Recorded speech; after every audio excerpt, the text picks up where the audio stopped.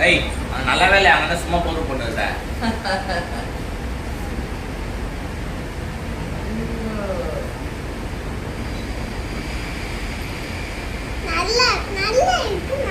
அது என்ன பவுடர் மாத்து